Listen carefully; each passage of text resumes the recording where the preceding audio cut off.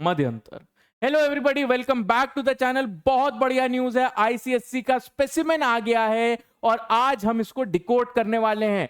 आज हम इस पे एनालिसिस, क्या स्ट्रैटेजी रहनी चाहिए बोर्ड्स पे, इसके बारे में बात करने वाले हैं। स्टेप बाय स्टेप सब एक्सप्लेन करके दूंगा। पिछले साल कोई स्पेसिमेन नहीं आया था, इस साल आया है, तो क्या डिफरेंसेस हैं, और मैंने पिछले साल के बोर्ड एग्जाम के पेपर से हाउएवर कंपेयर करके दिया है। थोड़ी अपनी क्रिएटिविटी लगाई है मैंने, ताकि आपको मैं बहुत अच्छे तरीके से समझा पाऊं कि आईएससी आपसे इस साल क्या पूछने वाला है, क्या मांग रहा है, और आपकी प्रिपरेशन उस हिसाब से कैसी होनी चाहिए। ठीक है, और उसके साथ साथ क्या कहते हैं, क्या क्वेश्चंस में चेंजेस हैं, क्या हमारा पैटर्न चेंज हुआ है सर, नहीं चेंज हुआ है, कुछ परेशान होने की जरूरत नहीं है, सब इस वीडियो में मिल जाएगा बढ़िया से। फिर प्रिपरेशन आगे बढ़ सकती है। अभी तक ऐप नहीं डाउनलोड किया तो पहले हमारा ऐप डाउनलोड करो। शुभम जगदीश सर ने इसको डेवलप किया है। इसमें आपको मैं जो प्रेजेंटेशन आपके लिए आज लाया हूं वो पूरा दे दूंगा, तो आपकी अंडरस्टैंडिंग के लिए बेटर रहे। प्रीवियस ईयर का क्वेश्चन पेपर भी दे दूंगा और इस साल का स्पेसिमेन भी दे दूंगा, ताकि आपको कोई भी दिक्कत ना आए। ठीक है, आपको ओपन करेंगे, ओपन करने के बाद ये एक हमारा कंपनी का लोगो है, इस पे क्लिक करेंगे, फ्री स्टडी मटेरियल सेक्शन मिलेगा। यहां से आपको सब कुछ जो भी चाहिए वो अवेलेबल हो जाएगा। ठीक है, इसके साथ आपकी हमारी 2027 की स्ट्रैटेजी क्या रहनी चाहिए, पेपर को हम कंपेयर करने वाले हैं, और आंसर राइटिंग क्या होनी चाहिए, कैसे होनी चाहिए, इस पे बात होने वाली है आज। तो चलो बढ़ते हैं। ठीक है, पहली चीज ये समझ लो, सर क्या हमारा फॉर्मेट चेंज हुआ है इस साल? तो फॉर्मेट में कोई चेंजेस नहीं है। फॉर्मेट जैसे पिछले साल, उसके पिछले साल, उसके पिछले साल था, सेम टू सेम वैसा है भाई। क्या है? 80 मार्क का पेपर है, 2 घंटे writing time, 15 minute reading time, 16 MCQs और 4 सेक्शन आपको मिलेंगे, जिसमें से आपको 3 सेक्शन मिलेंगे, जिसमें से आपको 4 क्वेश्चन अटेम्प्ट करने हैं। जैसे कि आपने BCD से एक एक क्वेश्चन कर लिया, अब आप अपनी चॉइस में से किसी भी सेक्शन में से उठा के एक क्वेश्चन और करोगे, और 16 मार्क्स का MCQ आपका कंपलसरी है। ठीक है, इसके साथ पिछले साल और इस साल से क्या डिफरेंस है कि आपका जो पेपर है वो 50% कॉम्पिटेंसी बेस्ड हो गया बच्चा लोग। अब 50% कॉम्पिटेंसी का क्या मीनिंग है? ये जो आपका पोर्शन है ये आपका कॉम्पिटेंसी में नहीं आता है, स्ट्रेट फॉरवर्ड रिकॉल क्वेश्चंस होते हैं। कॉम्पिटेंसी में क्या आता है? अंडरस्टैंडिंग, आपको कितने अच्छे से कॉन्टेक्स्ट पता है। अगर ब्रूटस को बोला et tu Brute then fall Caesar, तो सीजर ने क्यों बोला, आपको टेक्स्ट कितने अच्छे से मालूम है, उसकी अंडरस्टैंडिंग की बात है यहाँ पे। उसके साथ एनालिसिस, अगर कोई चीज हो रही है तो वो क्यों हो रही है, किस लिए हो रही है, उसका क्या रीजन है, ये आपको बहुत अच्छे से पता होना चाहिए। अगर फ्लैवियस और मैरेलिस का जैसे 9th में आपने पढ़ा है, एग्जीक्यूशन हुआ था, पब्लिक एग्जीक्यूशन, तो वो क्यों हुआ था? बिकॉज वो डीरोप कर रहे थे सीजर की इमेजेस को। तो इस लेवल ऑफ अंडरस्टैंडिंग के साथ आपको सब कुछ पढ़ के जाना है। ठीक है, application, use the idea in a new situation. हो सकता है कि अगर आप इस जगह पे होते तो आपका अगर ये डिसीजन होता तो उससे क्या बेनिफिट होता, उससे क्या रिपरकशन होता, उस हिसाब के भी क्वेश्चंस आपको मिलेंगे। इवैल्यूएशन हो सकता है, आपको जजमेंट देना हो, did Cassius and Brutus do the right thing by assassinating Julius Caesar, give your reasons why. तो ये ऐसा क्वेश्चन भी आ सकता है। Was Mark Antony right in his regard of robbing the glorious purpose that Cassius and Brutus had by assassinating Caesar? Explain with reason। तो आपको textual explanations भी देने पड़ेंगे, आपको बताना पड़ेगा, पूरा कॉन्टेक्स्ट देना पड़ेगा, तब आपका आंसर जाके वैलिड माना जाएगा। इसमें क्रिएटिविटी भी हो सकती है कि what do you think, was this justified, give your reasons why does the reader you thinks that this happened in this way and this is better। तो ऐसे क्वेश्चंस भी आपको इस बार मिलने वाले हैं। ये आप एक तरीके से समझ लो कि हर क्या कहते हैं दूसरा क्वेश्चन जो है, जैसे 1 2, तो ये कॉम्पिटेंसी है। 50% का मतलब ये होता है आधा पेपर आपको अच्छी खासी डेप्थ नॉलेज और एनालिसिस के साथ देना पड़ेगा भाई। ठीक है, अब क्या कहते हैं 2026 बोर्ड्स और इसमें क्या 2027 में इंटरप्रिटेशन में क्या डिफरेंस है, इस पे भी थोड़ी बात कर ली जाए। अब एक चीज जो सब बच्चे मुझे कहते रहते हैं, सर मैं ये चैप्टर पढ़ लेता हूं, इससे मैंने अच्छे से प्रिपेयर कर लिया है, इसका क्वेश्चन आएगा मैं आंसर करके चला आऊंगा, ये इंपॉर्टेंट चैप्टर है। जैसे कि आपके लिए ब्रूटस एक्ट 3 बहुत इंपॉर्टेंट एक्ट है, एक्ट 3 पूरा भी नहीं, एक्ट 3 सीन 1 सीन 2, सीन 3 जो है वो बहुत माइनर सा आर्क है, तो सर उससे तो क्वेश्चन बनेगा ही नहीं, मैं उसको स्किप कर देता हूं। या फिर आपकी कोई स्टोरी ले लीजिए, जैसे कि एलिवेटर, सर बहुत छोटी स्टोरी है, हो सकता हो बोर्ड के पेपर में ना पूछी जाए, स्पेसिमेन में इनसे भी क्वेश्चंस आए हैं और बड़े बड़े at length question, at large question आए हैं। तो आपको अच्छे से गियर अप करके सारा सिलेबस कवर करना है, कुछ नहीं छोड़ सकते हो।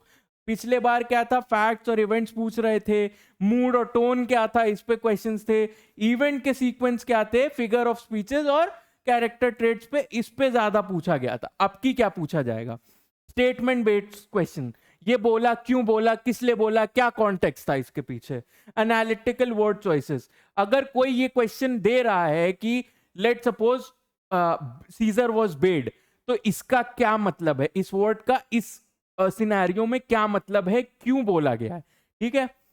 Links to the present world, अगर आप एज अ रीडर होते तो क्या होता, अगर आप उसकी जगह पे होते तो क्या होता, if this happened in today's time what do you think will be the repercussions of it, ऐसे क्वेश्चंस, ठीक है। Use of literary devices, literary devices का कैसे, कितना और कहां यूज है वो भी पूछा गया है।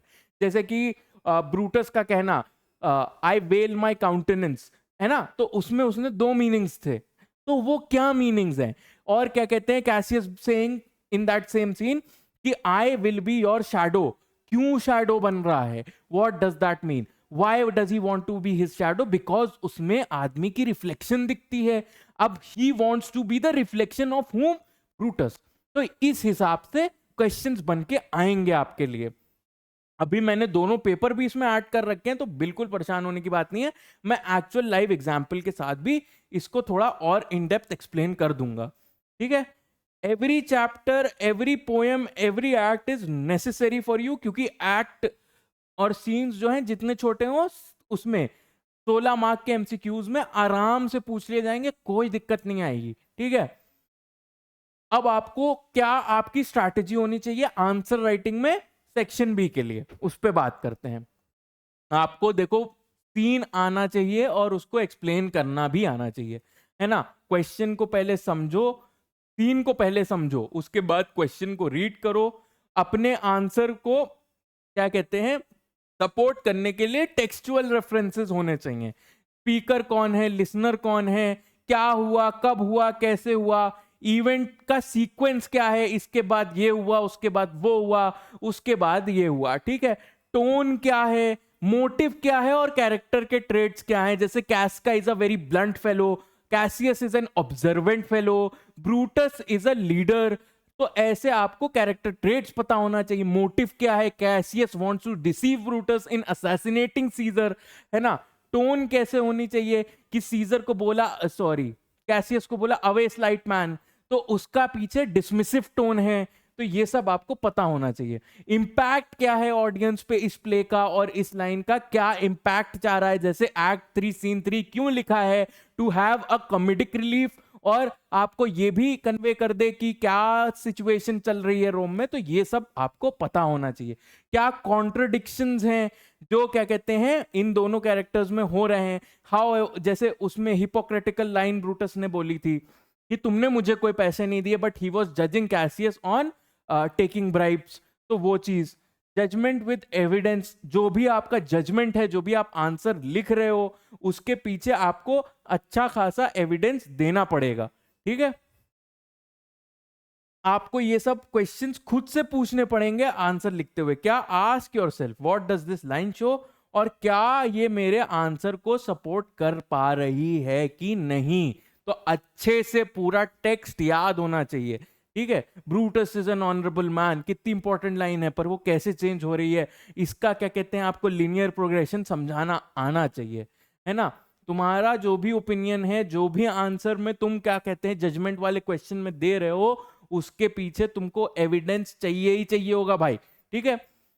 क्या चाहिए आपको, पॉइंट आपने लिख दिया, उसके बाद इवेंट और डिटेल आपको प्रिसाइसली देनी है, उसके बाद क्या कहते हैं ये समझाना है कि उससे क्या हमको पता चल रहा है, क्या सीन में, क्या स्टोरी में प्रोग्रेशन हो रहा है उससे, और उसको क्वेश्चन से लिंक बैक भी करना है। अब कुछ चीजें जो हम अवॉइड कर सकते हैं, पूरा प्लॉट बताना। देखो बच्चे क्या करते हैं कि पूरा प्लॉट समरी लिख के आ जाते हैं क्वेश्चन आंसर में और होप करते हैं कि उससे भैया हमको नंबर मिल जाएंगे। कोई नंबर नहीं देगा, आपको जो पूछा गया है अपने हिसाब से अपने दिमाग से लिख के आना है, ठीक है। जेनेरिक प्रेस है ना, अगर कोई चीज गलत भी हो रही है तो बच्चे सपोर्ट कर देंगे कि जजमेंट क्वेश्चन पूछा है, if I will support that, तो फिर क्या कहते हैं नंबर मिल जाएंगे। नहीं, अपनी सोच से जो सही गलत लग रहा है उस हिसाब से लिख के आना है, ठीक है। ओपिनियंस विदाउट प्रूफ, ये लिख दिया कि गलत है लेकिन कोई टेक्सचुअल रेफरेंस ही नहीं दिया पूरे क्वेश्चन में, क्या आंसर में, तो उस पे भी नंबर कटेंगे, नहीं मिलेंगे। कोट्स विदाउट एक्सप्लेनेशन, या फिर क्या किया, टेक्सचुअल रेफरेंस लिख दिया, उसको एक्सप्लेन ही नहीं कर रहे हैं कि क्या है वो, तो उस पे भी नंबर कट जाएंगे, ठीक है। ये चीजें हमको अवॉइड करनी है। अब क्या कहते हैं आपको पोएट्री में क्या करना है, लिटरेली डिवाइस क्या है उसको बताना है, कोट करना है कि कैसे यूज हो रहा है, उसका इफेक्ट क्या पड़ रहा है, कैसे वो स्टोरी में या फिर क्या कहते हैं पोएट्री में ऐड कर रहा है, क्या थीम है जिससे वो कनेक्ट कर रहा है स्टोरी की मेन, और क्या क्या कहते हैं आंसर जो है क्वेश्चन से कैसे वो लिंक बैक हो रहा है। Let suppose the work of an artifice, नहीं वो आपके लिए नहीं है, वो 9th की है, आपके लिए भूल गया हूँ एक्चुअली कौन सी पोएम मैं लिंक कर सकता हूँ इसमें। हाँ, द पावर ऑफ म्यूजिक, उसमें जिस तरीके से उसका क्या है, एक था एग्जिस्टेंशियलिज्म, उसकी एक थीम थी, और उसकी एक थीम क्या थी, उसकी एक थीम थी एग्जैजरेशन, ठीक है। तो how exaggeration works in that, वो आपको पहले रेफरेंस देना है, कौन सा लिटरली डिवाइस यूज हुआ है, सिमिली यूज हुआ है, उसके बाद कोट करनी है वो लाइन, उसके बाद क्या उससे स्टोरी में प्रोग्रेशन हो रहा है, जैसे कि लोग पहले आराम आराम से बात कर रहे थे सुकुमार रे के कैरेक्टर से, फिर क्या कहते हैं भीष्म लोचन शर्मा जिसका नाम है, फिर वो उससे गुस्साने लगे, तो ये आपको इफेक्ट समझाना है, फिर क्या थीम है, एग्जैजरेशन की थीम है उससे कनेक्ट करना है, और फिर फाइनली क्वेश्चन से लिंक बैक कर देना है। तो ये एक चेन है और इसको नोट कर सकते हैं आप कहीं, ठीक है। अब क्वेश्चन वर्ड्स पे आते हैं। Understand the command before answering, आपको जो क्वेश्चन पूछा है उसमें क्या जवाब देना है पहले ये समझना बहुत जरूरी है। इस साल आईसीएससी में मेंशन करना जरूरी है। मेंशन लिखा है तो क्या कहते हैं जो फैक्ट पूछा है, जो पॉइंट पूछा है वो मेंशन करना है, ठीक है। एक्सप्लेन अगर लिखा है तो आपको क्या करना है, मीनिंग देना है और रीजन देना है। इसका क्या मीनिंग है वो पूरा मीनिंग फ्लैश आउट करना है, फिर क्या रीजन है क्यों ये बोला गया है वो देना है, ठीक है। एनालाइज करना है क्यों और कैसे हुआ, ठीक है, वो चीज एनालिसिस हो गई। इवैल्यूएट करना है तो अपनी क्रिएटिव थिंकिंग को यूज करना है और अपने आंसर को जस्टिफाई करना है टेक्सचुअल रेफरेंस के साथ। Create, apply, use the text in a new but sensible way, ये भी हो सकता हो इस टेक्स्ट को एक नए तरीके से अप्लाई करके दिखाओ, तो वो भी आपकी क्रिएटिविटी पे जज करेगा आपको। अगर 3 से 4 मार्क का क्वेश्चन है तो उसके पीछे क्या हमारा थॉट होना चाहिए सर, तो उसके लिए आपका सिंपल क्वेश्चन है 3 मार्क का। पॉइंट क्या चीज है जो उससे रिलेट कर रही है, वो उसके पीछे क्या एविडेंस है, मतलब टेक्सचुअल रेफरेंस, और उसका क्या एक्सप्लेनेशन है, उसके पीछे का अच्छे से एक्सप्लेनेशन। पॉइंट क्या पूछा गया है उसके बारे में 2 डिटेल्स फ्रॉम द एक्सट्रैक्ट जो भी स्टोरी पूछी गई है, और उस पर आपका क्या जजमेंट है और क्या एक्सप्लेनेशन है वो देना है सिंपली, ठीक है। अब देखते हैं कि क्या सेम है पिछले बार से और क्या चेंज हुआ है, ठीक है। 80 marks 2 hours, 16 compulsory extract based long questions, choices across BC and D, 16 mark question structure, ठीक है। ये तो पिछले साल से सेम है, मतलब फॉर्मेट सेम किया है। What to improve, skill labels beside question. Skill labels क्या हो गए? इवैल्यूएट, आपका क्या कहते हैं, जितने भी कॉम्पिटेंसी क्वेश्चंस हैं उसमें स्किल बेस्ड क्वेश्चंस होते हैं। इवैल्यूएट, अंडरस्टैंड, आपका जो मैंने पिछली बार पहले आपको समझाया है। मोर जजमेंट एंड एप्लीकेशन, ज्यादा, इसका रीजन क्या है? Give your thoughts behind it, ये ज्यादा है, और उसका एप्लीकेशन कैसे है वो भी ज्यादा है। इम्पैक्ट क्या है इन वर्ड्स के पीछे, क्या इससे क्या स्टोरी में प्रोग्रेशन हुआ, क्या चेंज हुआ, वो इस बार ज्यादा पूछा गया है। पर्सनल रिस्पॉन्स, क्या कहते हैं, आपका जो पर्सनल ओपिनियन है वो एविडेंस के साथ हमको बताइए, ये भी है। और अपनी रीजनिंग को बहुत क्रिस्प और क्लियर तरीके से लिखना है, कुछ भी ज्यादा रिपीट नहीं करना है, ठीक है। अब रिवीजन कैसे करना है? तो इसको याद करिए, प्लॉट और कंटेक्स्ट को पहले अच्छे से समझिए और याद करिए, उसको रिकॉल करिए। इनको एक क्या कहते हैं, एमसीक्यू बैंक आता है, उससे इसको आंसर करिए, एनालाइज करिए। ऐसा ना करिए कि पूरा 3 सीन पढ़ डाले, 3 एक्ट पढ़ डाले, एक सीन को पढ़ो, उसके पीछे के एमसीक्यूज लगाओ, उसको अच्छे से याद कर लो, उसको एनालाइज करो, और उसके लिए 3-4 मार्क के क्वेश्चंस भी अटेम्प्ट करो। फिर उसके बाद उसको रिव्यू करो, मुझे कमेंट्स में बताओ, मुझसे कनेक्ट करो, नंबर मैं देता ही हूं हर बार। और उसके पीछे अपनी मैम को भी लगाओ, उनको दिखाओ कि मैंने ये प्रैक्टिस करी है, तो मैम इसमें और क्या बेटर हो सकता है, थोड़ी हेल्प लो, तो उससे बेटर आंसर राइटिंग अपने आप हो जाएगी। थोड़ी बहुत देखो बच्चा, प्रैक्टिस तुम लोगों को करनी पड़ेगी, है ना। अब एवरी टेक्स्ट में हमको क्या पता होना चाहिए? प्लॉट, पूरा प्लॉट एक्सट्रैक्ट का हमको क्यों लिखी गई है, क्या एक्सट्रैक्ट है, पूरा जो प्लॉट है वो क्या है, और उसके बाद के क्या रिपरकर्शंस थे वो भी जानना जरूरी है। कैरेक्टर, मोटिव क्या था उस कैरेक्टर का, ट्रेट क्या था, और उस कैरेक्टर का थ्रू आउट द स्टोरी क्या चेंज होता है। थीम, क्या बेसिक आइडिया है, क्या कॉन्फ्लिक्ट है, और क्या मैसेज है, ठीक है, वो भी पता होना चाहिए। लैंग्वेज, डिवाइस, लिटरेरी डिवाइसेस क्या हैं, टोन क्या है, इफेक्ट क्या है, उससे क्या स्टोरी में चेंज हो रहा है। वंस अगेन एविडेंस, शॉर्ट और एक्यूरेट डिटेल्स आपको याद होनी चाहिए। जैसे एक टेक्स्ट, किसी में कोई लाइन बहुत इंपॉर्टेंट होती है, वो लाइंस आपको अच्छे से याद होनी चाहिए, कीवर्ड्स अच्छे से याद होने चाहिए। आपको प्रूफ के साथ एकदम पॉइंट टू पॉइंट और बहुत क्रिस्प एक्सप्लेनेशन के साथ आंसर्स देने हैं। अब भैया स्पेसिमेन पेपर ले आने की बारी है। सर बहुत समझ लिया, बहुत समझा दिया, आप पेपर से तो मिलवा दीजिए सर, बहुत टाइम हो गया। तो चलो आओ पेपर देखते हैं, ठीक है। अब की बार स्पेसिमेन की जो मुझे सबसे अच्छी, ये सब तो मैं आपको समझा चुका हूं, बहुत अच्छी चीज लगी है वो है कि अब की बार इन्होंने अंडरस्टैंडिंग बेस्ड क्वेश्चंस अलग से मार्क किए हुए हैं। तो this is competency question for you, ठीक है। तो ये आपको इन्होंने मार्क करके ही दिया है। अब जैसे ये example, what does Antony describe as thou bleeding piece of earth, तो अब ये आंसर्स पढ़ो तो आपको बहुत सिमिलर सिमिलर लगेंगे।